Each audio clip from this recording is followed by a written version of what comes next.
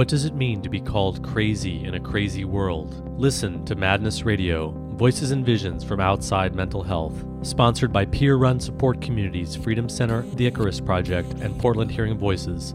Madness Radio can be heard on FM stations on the Pacifica Radio Network and is online at kboo.fm/madnessradio.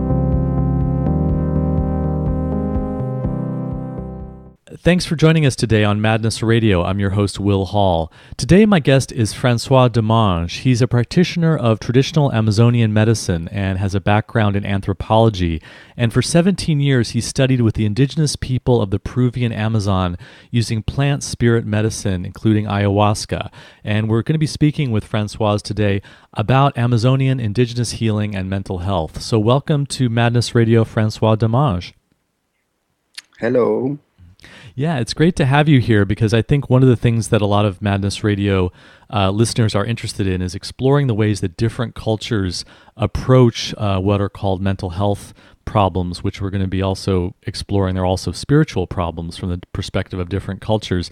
And you have a very interesting background working with ayahuasca and indigenous healing in the Amazon. And ayahuasca is a powerful psychedelic medicine that's used to bring people into visionary states, and we're going to be talking about that and how that can help people who are having mental health problems. And maybe you should tell us just a little bit about personally, how did you get interested in this? You have a background in anthropology, is that right? Yeah, and it's a very interesting history. I mean, I was actually in my 20s working in a business marketing enterprise in France. And I was looking for spiritual exposure and spiritual research, and I couldn't really find it in the environment I grew. So after some research and some traveling, and exposure to different ceremonies with Native American people, I heard about ayahuasca, and I heard about a French medical doctor doing research on addiction and the use of traditional Amazonian medicine in the Peruvian Amazon. So I decided to go there and had a very strong experience that made me feel at home and really it made me feel that I found what I was looking for. And I decided to settle myself in this little town of Tarapoto in the high Amazon jungle just after the Andes. And I stayed there and lived there for 10 years, get exposed with different indigenous people and different communities and learn that tradition. So you came out of the business world and you were a spiritual seeker. There was something spiritual that was missing and you couldn't find it, and then you found it in the Amazon and with ayahuasca. What is it that you discovered in that was so spiritually compelling? Well, I really wanted to connect in a certain way with nature and the understanding of our perception of nature and all that mythology in a way of the spirit of nature and that communication with the spirit world. In the context of the Amazon, the Amazonian man has always lived very close to nature and had a very strong interaction with forest and the knowledge of the forest and the medicine of the forest. So the myth and the knowledge of those people is still very much alive today because they haven't been exposed so much to development and industrial revolution. So it is part of the world where you can still find those traditions very much alive.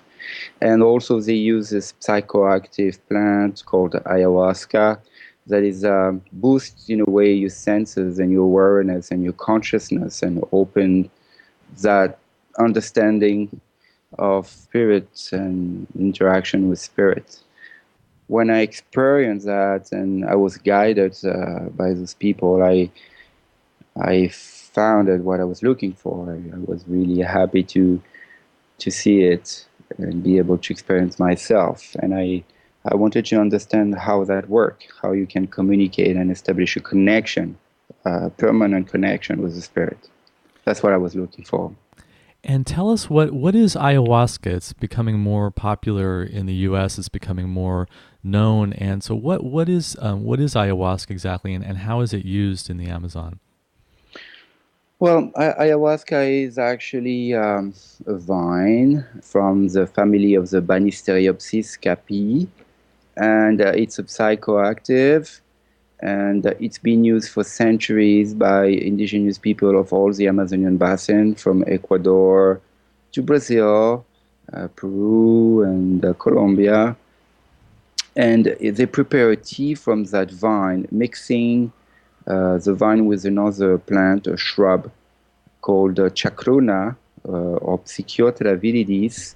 And the combination of the two plants makes that brew that people ingest, and it has these properties of psychoactive. So it produces some visions, and it's like a journey that activates the vision in the body. It contains a substance called DMT, and what's very interesting about it is that the combination of the two plants has a particular chemistry that interact with our body. If you would ingest DMT orally, you wouldn't have any effect. But because of the properties of the alkaloids into the ayahuasca, it deactivates an enzyme that we have in our body that allows the activation of the DMT and facilitates the vision.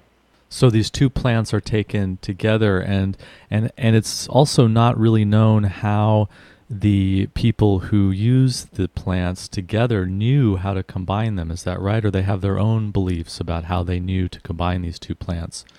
If you look at the possibility for indigenous people, with all the options they have of the Amazonian plants in the jungle, which is infinite, to find that perfect combination that permits that chemistry to interact with our body, it's almost impossible. So it opens our imagination to the fact that indigenous people have been so connected with nature that they receive directly information from spirits to know how to use plants and how to prepare remedies. And it is believed that this is how ayahuasca in a way was found. It's an information that was received directly from nature to the Amazonian man. How is it used? How are these ceremonies and rituals around the ayahuasca used? And tell us a little bit about the healing traditions in general, because they also use other plants and other methods, not just ayahuasca. Well, ayahuasca is part of a medicinal system, that we call vegetalismo. Amazonian people believe that certain plants have medicinal properties, but certain plants, they call them plant master or master plant or plant teachers, because they believe those plants have a spirit. You can establish a connection with that spirit, taking those plants, those herbs, or those roots that are non-psychoactive, they're just medicinal.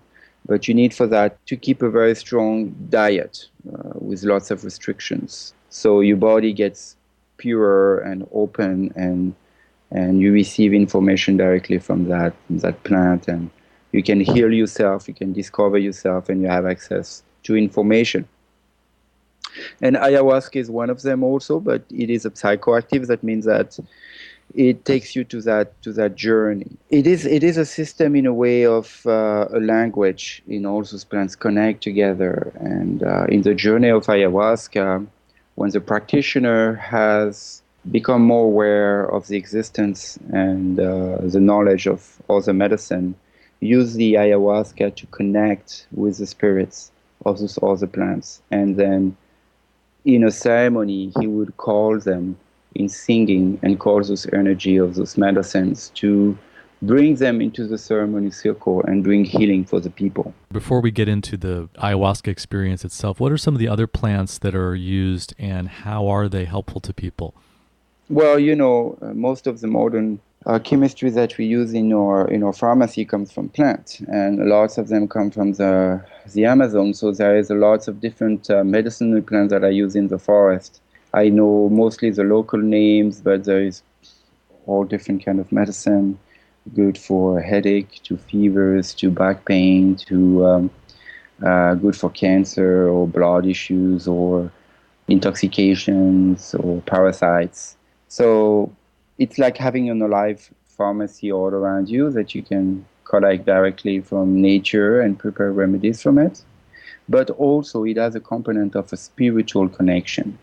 So you just don't only connect with the medicinal properties, but it's almost if you You establish a communication with the plant and ask for certain things to be given. There is a component of intention. That is the big difference, I would say. And there are many different strands of the traditions that use ayahuasca. What are some of them, and how are they different?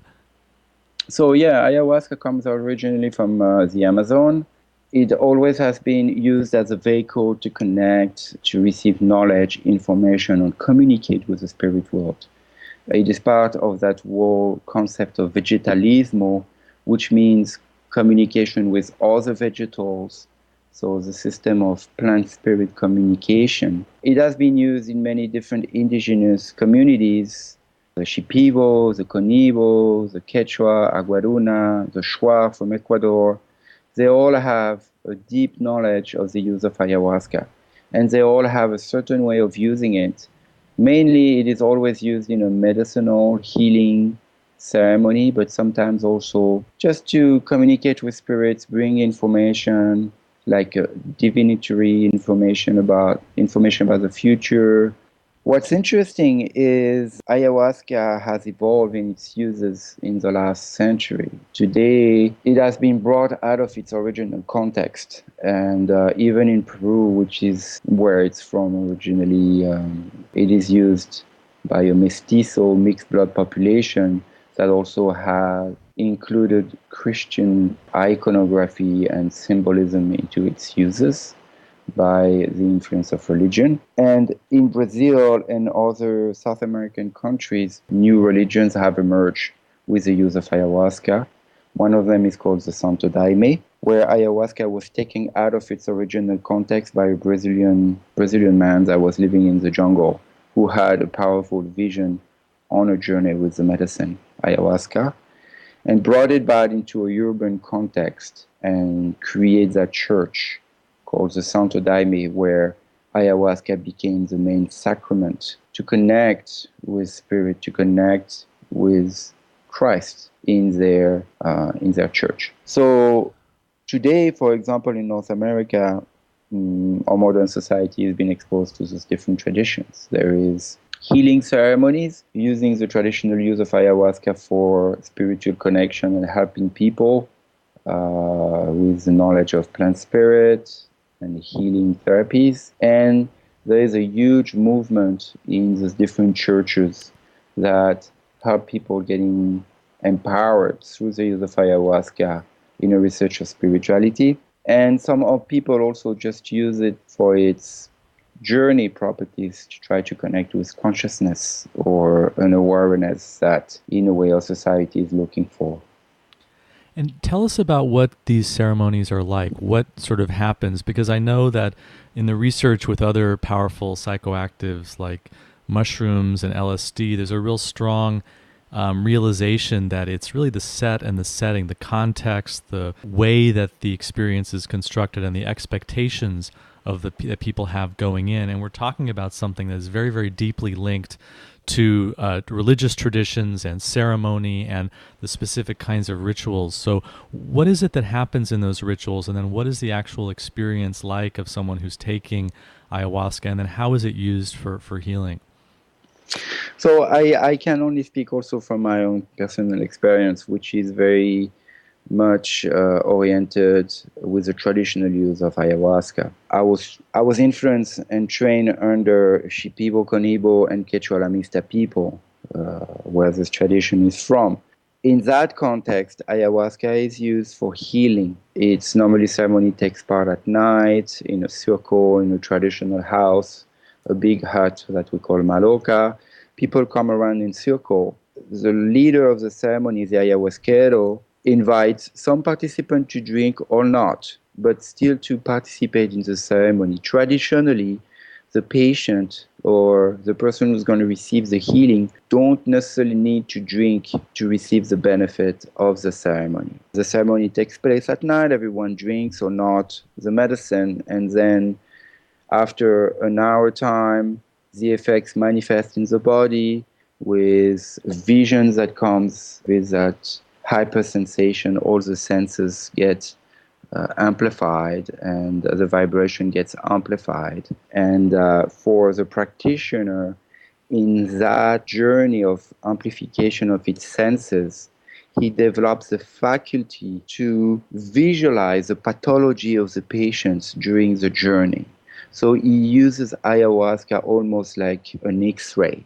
It's almost like the journey is oriented with an intention to look at the patient or at a situation into the patient that's going to show up in his visions and give him information about the root or the causes of the imbalance, and try to rectify it through the use of singing or after the ceremony with a diagnosis that will imply the take of different medicines that are non-psychoactive. So singing and music are really an important part of the ceremony. Is there drumming and singing and chanting and prayer that goes along with the taking of the medicine?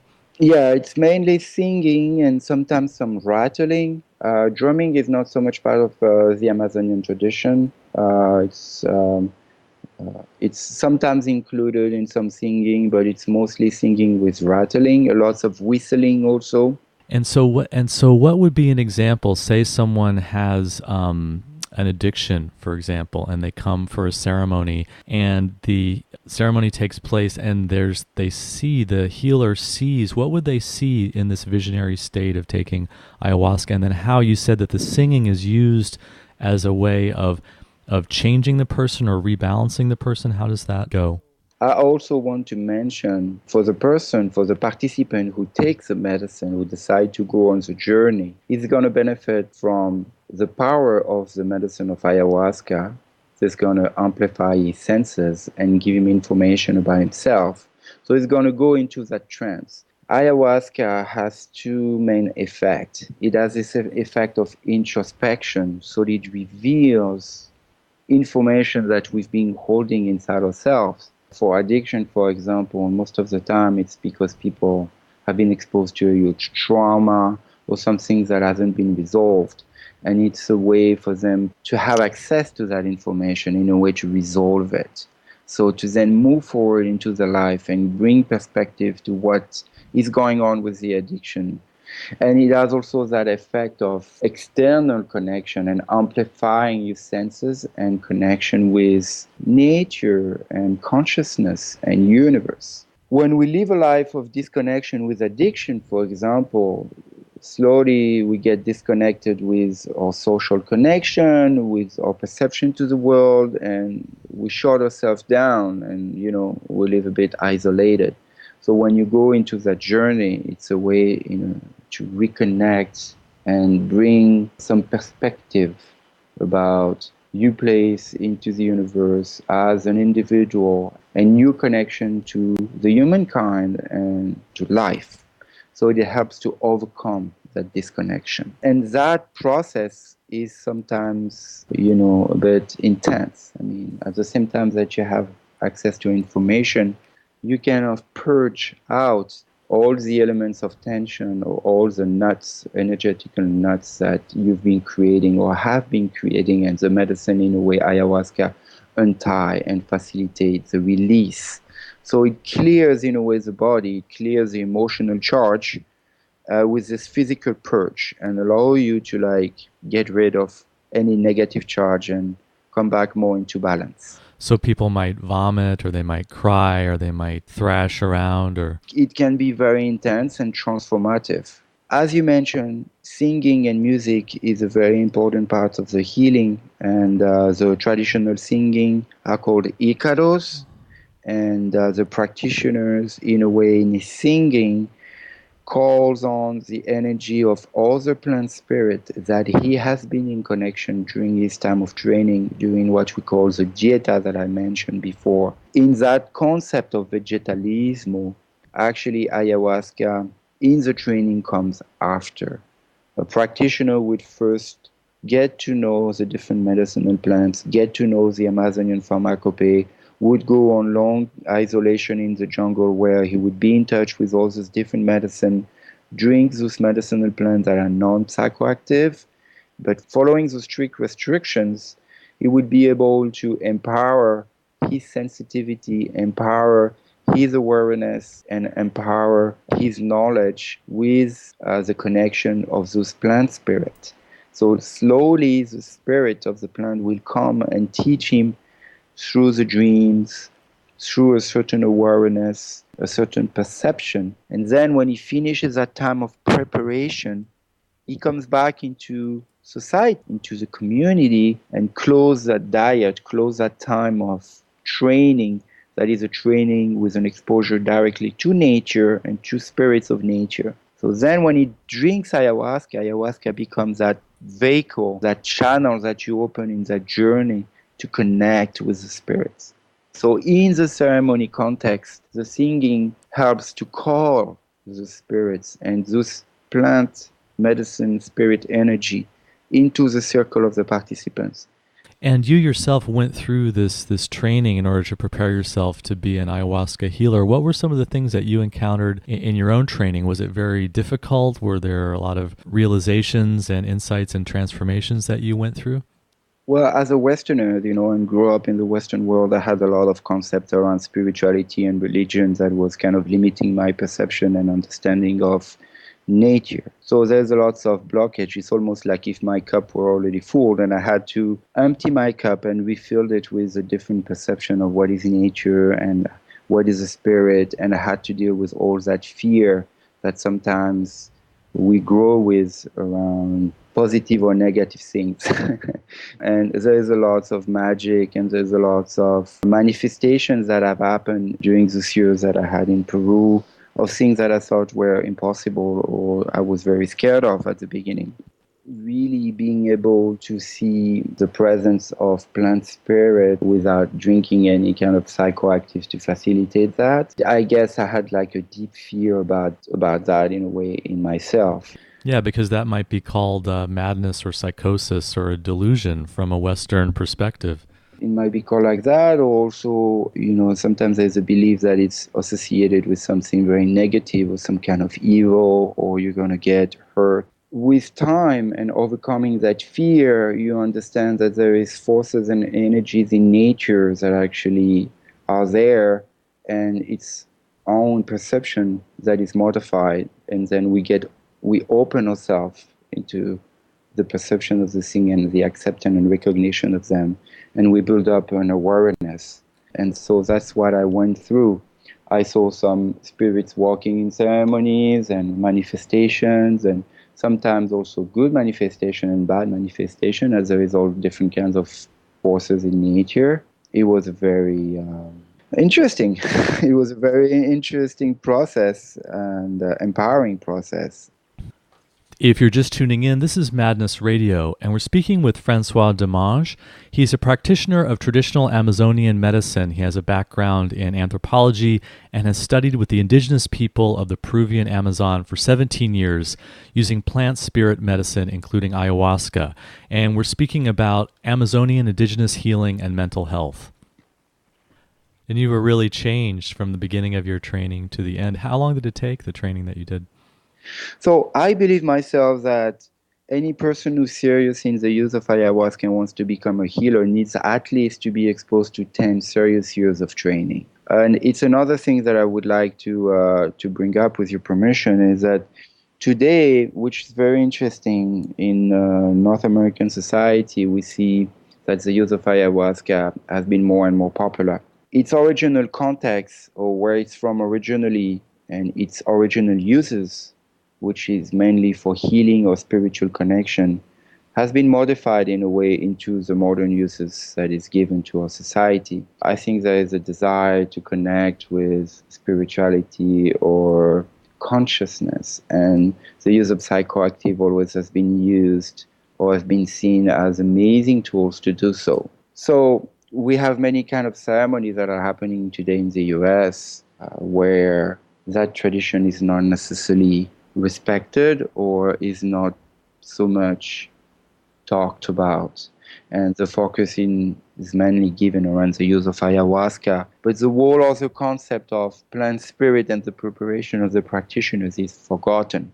So the healing aspect and the role of the healer is placed on a second plan, where in the tradition I come from, that role is also fundamental to facilitate a safe base and a healing that's going to take place only because the healer has gone through a tremendous preparation. So are there some risks or dangers that might be associated with the popularization of ayahuasca? Because now, I mean, there are ceremonies growing in the United States, and a lot of, especially young people who maybe have some interest in psychedelics and they maybe have done mushrooms or done LSD, they think, oh, this is another opportunity to have a trip. Is there some risk and danger associated with that? Yeah, I think so. I think there is some danger, but also we cannot take away that ayahuasca is a medicinal plant, has an amazing way of interacting with the people. I think the danger is more how it is provided and what kind of environment is created for the ceremony to happen. Some people are doing amazing work just facilitating a ceremony with the use of medicine ayahuasca to empower personal journey and self-realization, not necessarily with a traditional healing-oriented ceremony. It still can be very beneficial. I totally believe that. But it's very important to have experience and to do it in a sacred way with lots of respect and prepare the people to go in a strong transformation eventually. Yeah. And it's currently legal in Europe and the United States under a religious practice. Is that right? It is actually legal in the United States. The Supreme Court of America have, voted a positive decision on that. And actually in the state of Oregon, the Church of the Santo Daime, which is that religious organization that was set in Brazil that is using ayahuasca as a sacrament, is actually legal in Oregon, has been recognized here. And again, it's a non-traditional use of ayahuasca from its origin, but it's been used in a religious context there as a sacrament. Francois, I would love if you would give us a little feeling of the ayahuasca experience by sharing some of your singing. Could you do that for us? Yeah, so I have that song that actually I drum on with. Traditionally, it's not drum, but the drum I think is a very particular touch. It's a Quechua Lamista song, and it's a song that talks about the spirit of ayahuasca coming and opening the effect for the people and taking them into that journey, guided by the Kumaseba tree and crossing the rivers of the journey and to go on the other side and to find your own healing. Nuye, nuye, nuye, nuye, nuye, si. Warmi sita kaya muni. Nuye, nuye, nuye, nuye, si. Warmi sita kaya muni.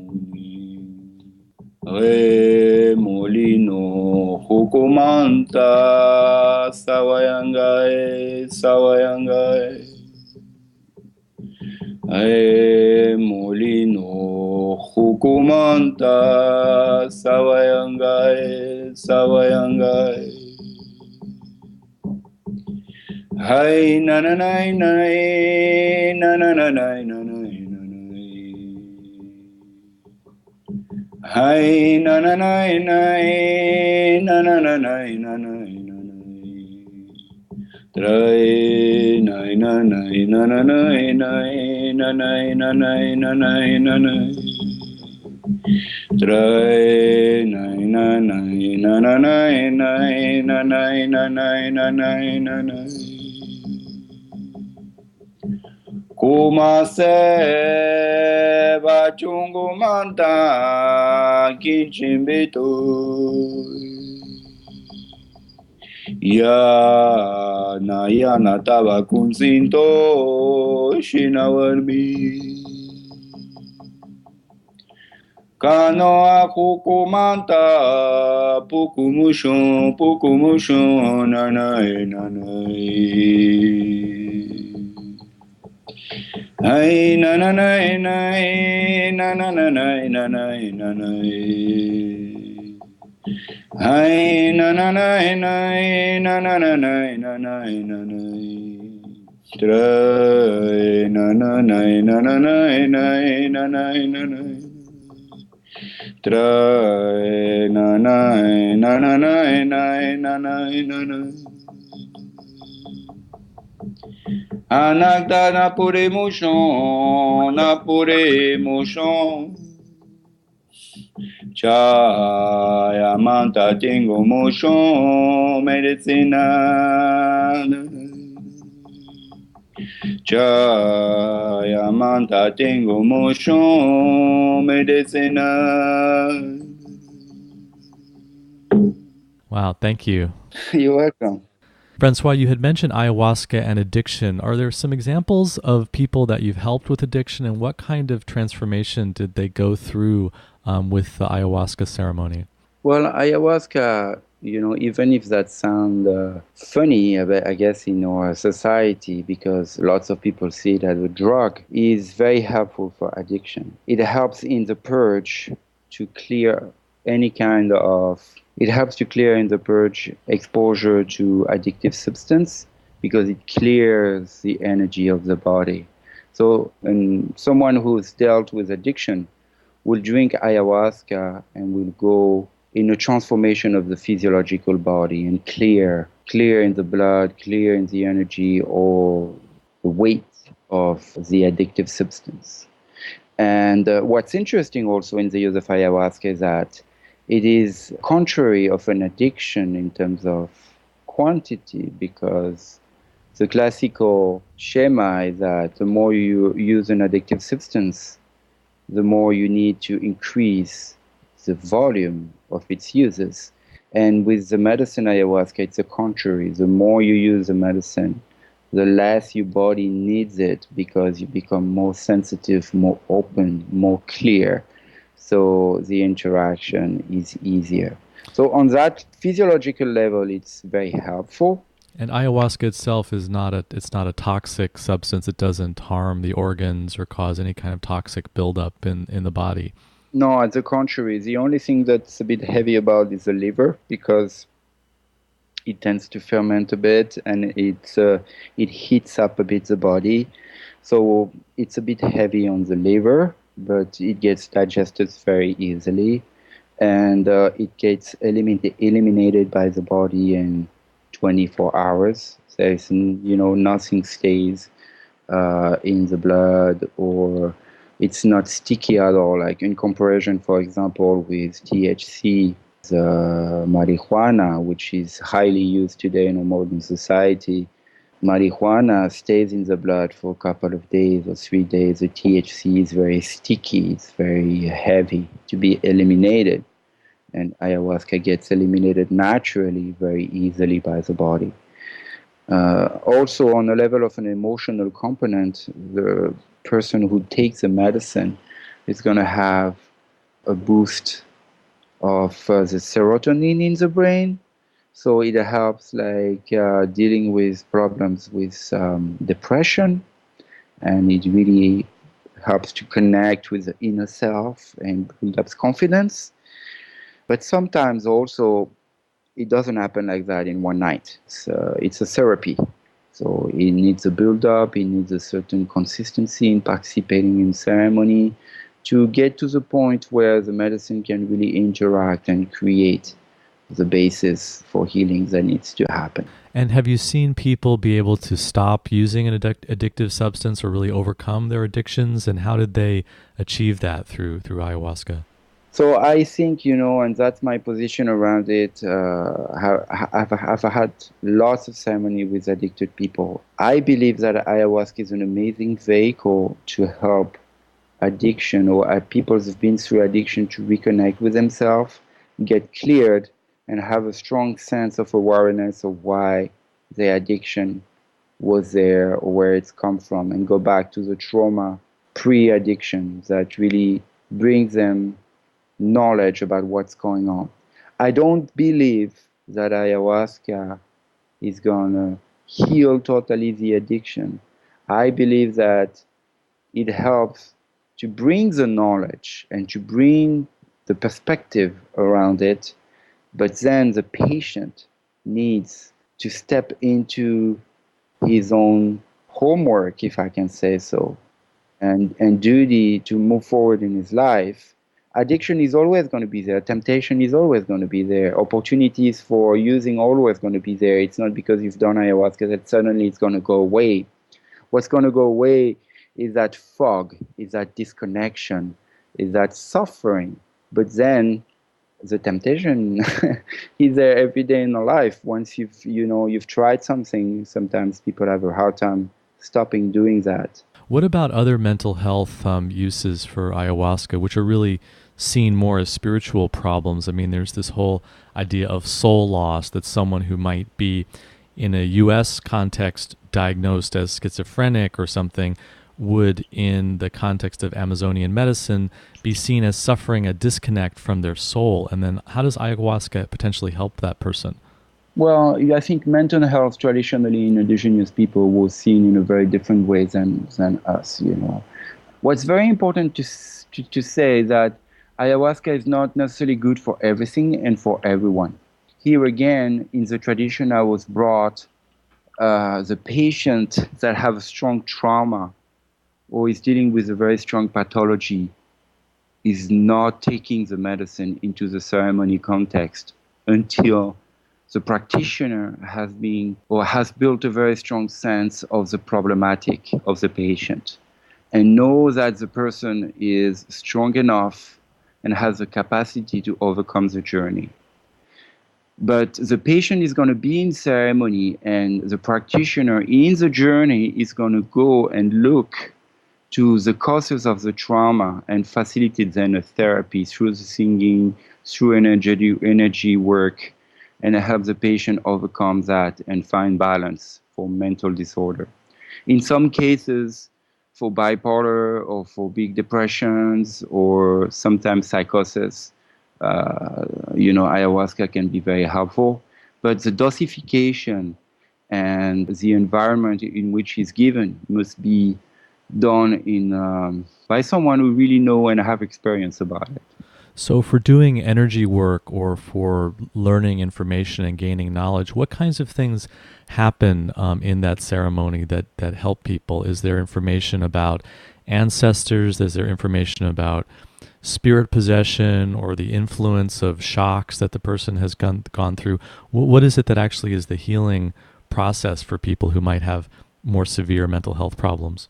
There's different types of information that shows up. There's information for the patient, which is not necessarily the same manifestation than for the practitioner, which is kind of interesting and sometimes brings a debate. There is always a bit of a gap to how the practitioner perceives in his journey the configuration or the reality of the patient, and how the patient perceives himself or what the medicine ayahuasca brings into his visual about his own pathologies. And it's something that have happened to me a lot. I mean, I had even some patients that came to ceremonies in Peru with cancer and very severe pathologies. Their journey was all about transformation and having access to beauty of life and self-realization, what they need to do to overcome their disease or understanding of their relationship with others or themselves, or how to love themselves and resolve some emotional component. And my journey was all about cancer and seeing the disease in their body, into the vision, and how the imbalance of their energy manifested. So it was way more, it was different. And I think that was interesting. You mentioned previously that in a ceremony, you will sing in a way that will change a vibration, and then you'll see a reaction in the patterns that you're seeing as a vision around the patient, and then you use that as kind of like a tool to change the frequency or change the pattern that you're seeing. Yeah, it is very, very interesting, and it's actually hopefully a book that I want to write in the future is about the manifestation of the pathology in the visual through the journey of ayahuasca. When you have a certain practice with time, you recognize into the visuals pathologies.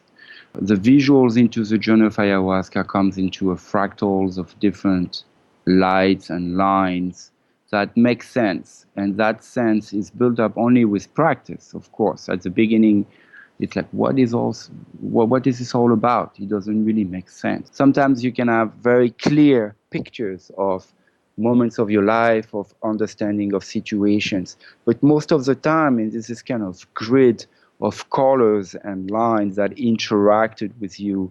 And in those lines, there is manifestation of shapes, manifestation of spirits, and unbalance.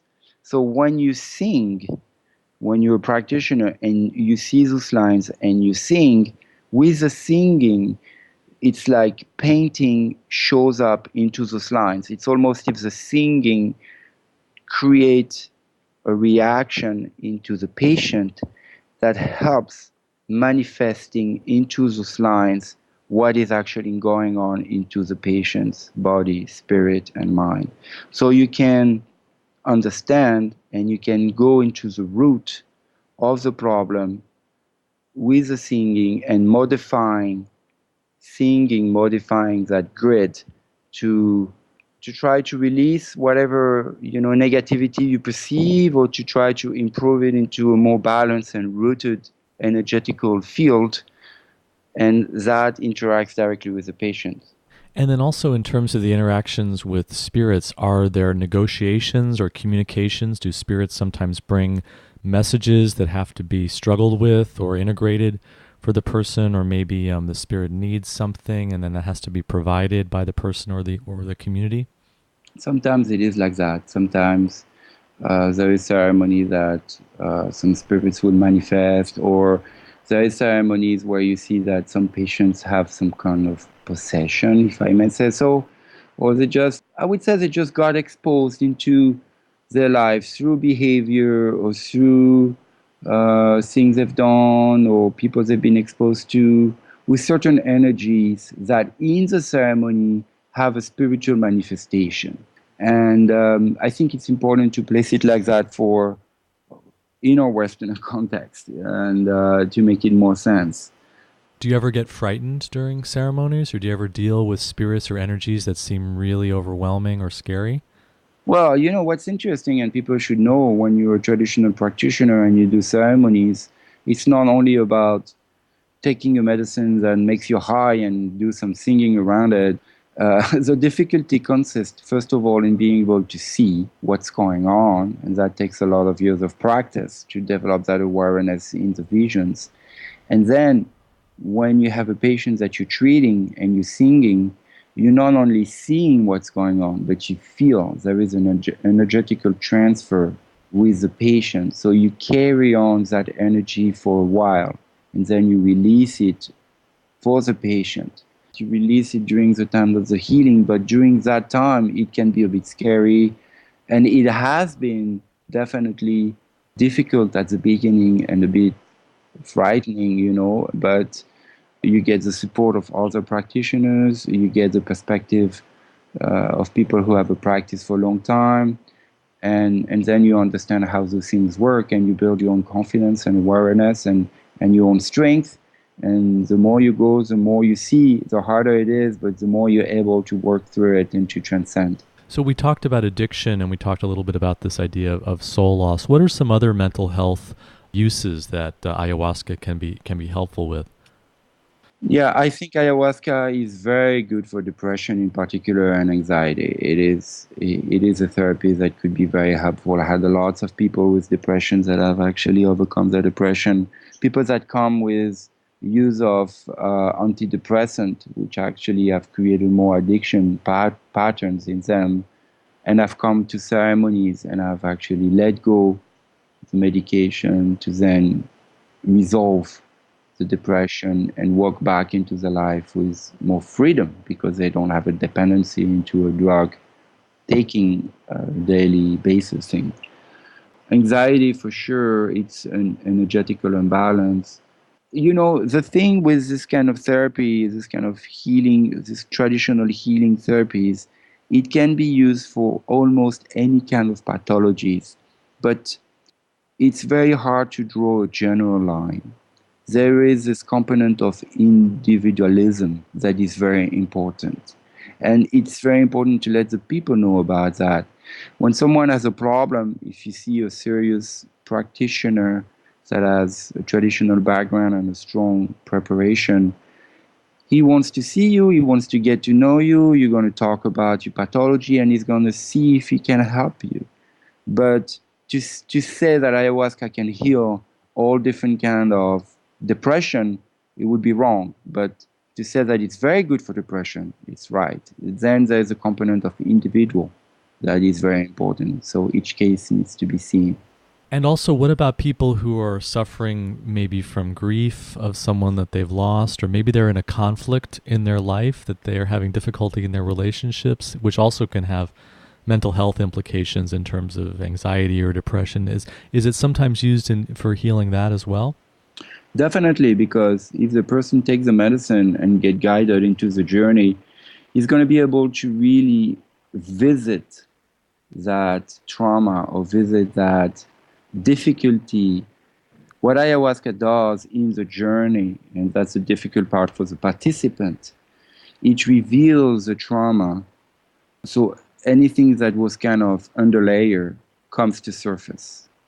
So you get to go through that trauma again during the ceremony, or release it, and then you're free of it.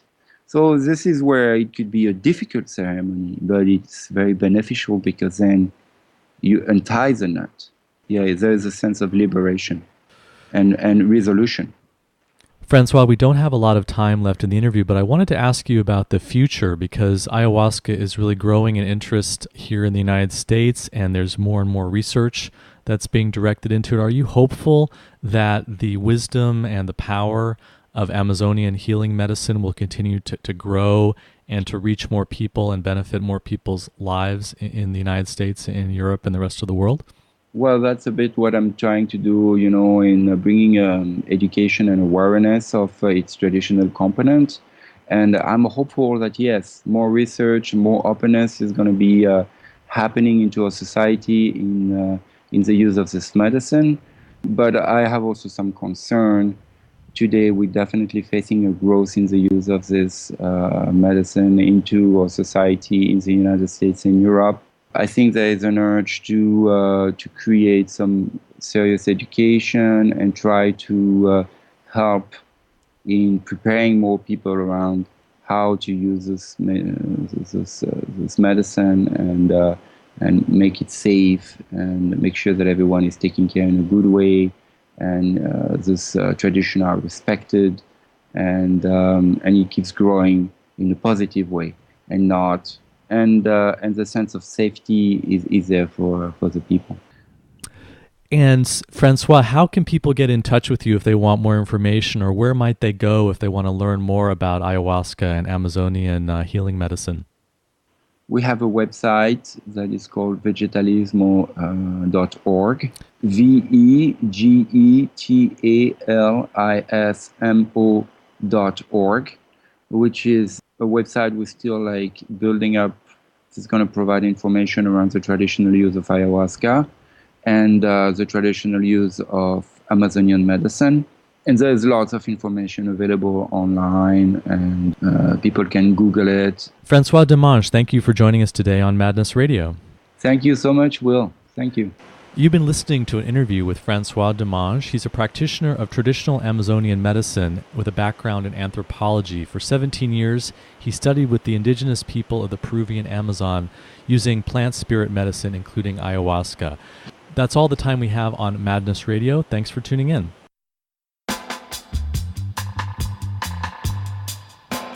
You've been listening to Madness Radio, voices and visions from outside mental health. Madness Radio is co-sponsored by peer-run support communities Freedom Center, The Icarus Project, and Portland Hearing Voices. Hosted by Will Hall, music producer is John Rice, with technical assistance from Jeremy Lantzman. Listen to our internet stream, podcasts, and show archives at madnessradio.net. Madness Radio can be heard on FM stations on the Pacifica Radio Network, including KBOO in Oregon, WXOJ and WBCR in Massachusetts, Alaska's KWMD, and WPRR in Michigan. If you have an idea for a story or guest on Madness Radio to help get us broadcast on a station near you, or if you just want to share what's in your head, contact radio@madnessradio.net.